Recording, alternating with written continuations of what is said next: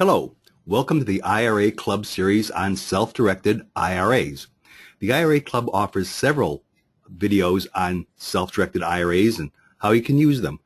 This video is part of the Basics series, and it's designed to answer a very common question, and that is exactly how does a self-directed IRA make an investment? What are the mechanics of the steps? And it's really quite simple. We're going to go through it. So this IRA will cover how IRAs can invest in real estate and plus other investment types. Okay? How does it work? That's the question we hear so often. And as I said, it's really quite simple. Okay.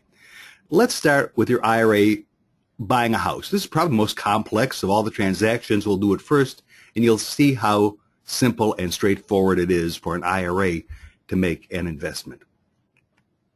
Now, for example, let's say when you, as an individual, were to buy a house, you want to be sure that everything is in order before you gave money to the seller.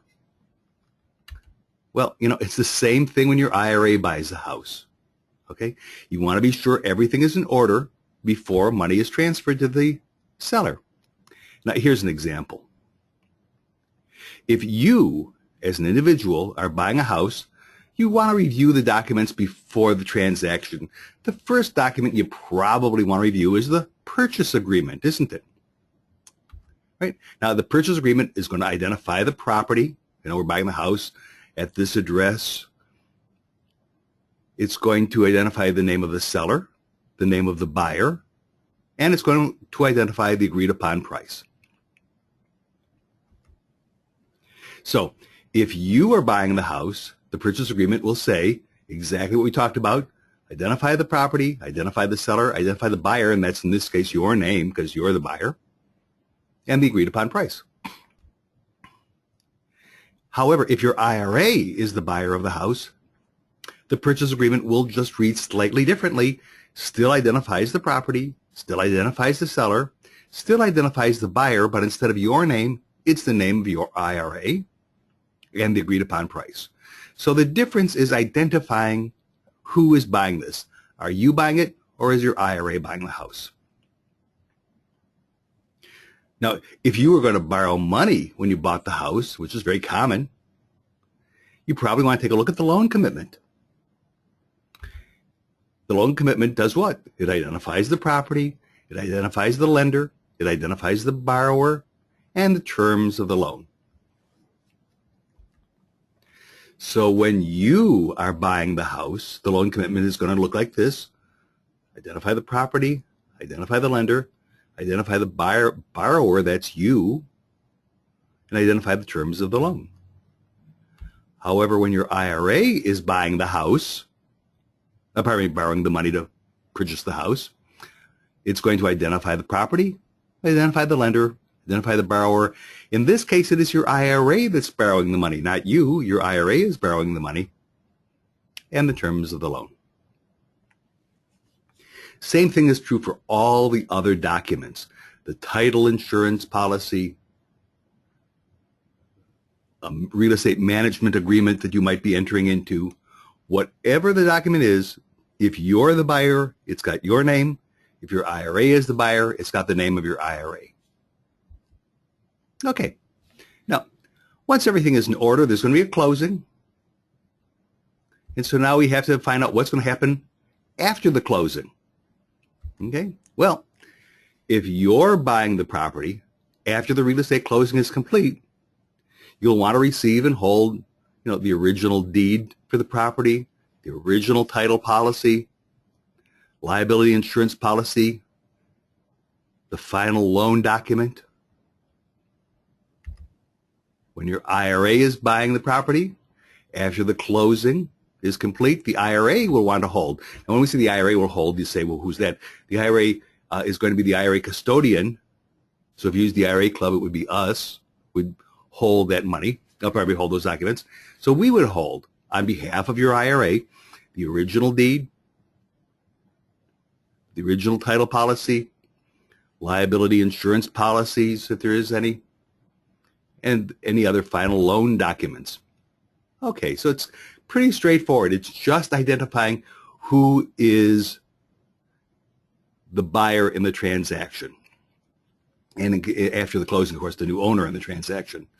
So if your IRA is making the investment, the documents identify the name of the IRA and not you as an individual. And that's as simple as it is. When the documents come in, every now and then we'll see a person has put their, somebody has put your name, not the name of your IRA, and we'll try to catch that and get back with you. Of course, that creates an extra step. If you catch that before it comes in, that's a good thing. Okay, it just saves a step. Okay, some notes. Every county is a little different. So plan your closing to take place at a title company. Title companies know the local requirements. It's just a good idea. Don't hesitate to ask an attorney to attend the closing. Now, we put this in here because in some states, this sounds like a silly thing because in some states, by regulation, you have to have an attorney attend your closing. But other states, you don't have to. It's optional. We think it's a nice idea to have an attorney to attend the closing. Helps represent you, make sure all the documents are in order. It's not an expensive process. Always a good idea to have an attorney at your side for these things. And the next note, one that I think is important, is do not overextend your IRA. Leave some funds behind in case of unexpected costs. Even in the best planned transaction, there can be some unexpected costs, and it's that IRA that spent down or invested down to their last dollar that sometimes have a problem. The ones that keep a little buffer, they're the safe ones. Okay. If your IRA owns the house, who pays the cost? So if your IRA owns the house, the costs are paid by the IRA. If your IRA owns the house, who receives the rent? The IRA receives the rent. It's the owner. Who receives the proceeds of the sale of the house? The IRA. So the owner, just as if it was you would be the answer to these questions. If it's your IRA pays the costs, receives the rent, receives the proceeds at sale. Let's do something else.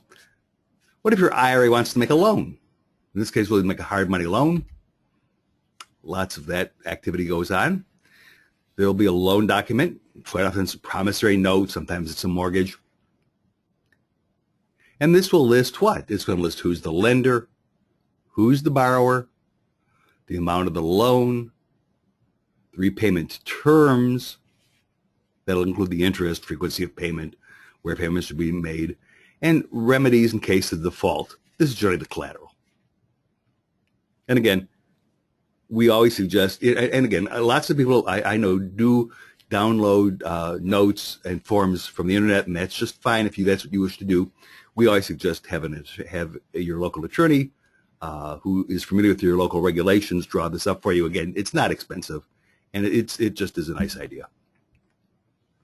So if your IRA is the lender, the note would read as follows. Who's the lender? Be the name of your IRA. Again, not your name, because the IRA is the lender. Where payments are to be made, down a little further. Again, where payments are made, they're made to the IRA. They're not made to you. And this is a very common error that we end up sending paperwork back because people will put their address in as where the payments will be made. And no, it's at the address of your IRA, not your address. And again, we walk you through all that when it's time. And collateral, or the remedies. The remedies, of course, if your IRA lends the money, the remedies pay back the IRA. And again, we will review your documents, but we do ask that you look at those documents beforehand. And okay, this is the format for an IRA investment. Investment documents are the same if you make the investment. However, the document identifies the name of the IRA. So if you make the investment, it identifies you. If your IRA makes the investment, it identifies your IRA. And for more information, you can contact the IRA Club, 312-795-0988 or iraclub.org. We hope this information was helpful. We have lots of videos in our series. Be happy to supply you with information regarding any topic where you would like more information. Thank you.